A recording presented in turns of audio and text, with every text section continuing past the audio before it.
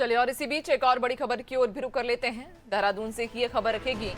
बताते चलें कि पेयजल की व्यवस्था अब और बेहतर होगी, जिसको लेकर तैयारियां अब की जा रही हैं। तो पेयजल की व्यवस्था को और बेहतर बनाने के लिए कई शहरों की पेयजल व्यवस्था अब बेहतर होगी।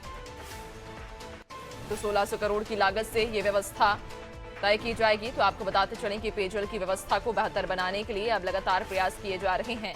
पेयजल की व्यवस्था को और बेहतर किया जाएगा और न सिर्फ ग्रामीण बल्कि शहरों की जो पेयजल व्यवस्था है उसे बेहतर किया जाएगा। 1600 करोड़ की लागत से ये व्यवस्था दुरुस्त की जाएगी। ज्यादा जानकारी लेंगे, सहयोगी सोनू लगातार हमारे साथ बने हुए हैं।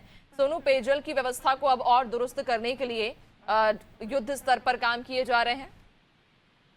देखिए, प्रयास किए जा रहे हैं विभागीय स्तर पर। जो विभाग अध्यक्ष हैं, जो विभाग के सचिव हैं, इनके स्तर से भी प्रयास किए जा रहे हैं और इसके लिए एक आने वाले समय में विभागीय स्तर पर ही नैन्सी एक कंट्रोल रूम भी स्थापित किया जाएगा। जैसे जैसे गर्मी का समय शुरू होगा वैसे वैसे अक्सर हम देखते हैं न सिर्फ ग्रामीण क्षेत्रों में बल्कि शहरी क्षेत्रों में भी पेयजल की किल्लत हो जाती है और कई जगह पर जो लाइन लॉज जैसी चीजें हैं, इनकी खबरों के बाद विभागीय स्तर पर जो पेयजल की समस्या है इसका समाधान किया जाता है। चूंकि एक बजटीय प्रावधान किए जा रहे हैं और जो 1600 करोड़ रुपए की ये धनराशि है, इसमें जैसे विश्व बैंक के सहयोग से राज्य सरकार जो है, जो शहरी क्षेत्र है खास तौर से तकरीबन अभी जो हमें जानकारी प्राप्त हुई उसके मुताबिक 10 ऐसे शहर हैं, बड़े शहर, जहां पर इस धनराशि से जो पेयजल की सुविधाएं उनको उपलब्ध कराया जाएगा और कहीं पर कोई समस्या आ रही तो उसके समाधान के लिए भी बजटीय प्रावधान किए गए।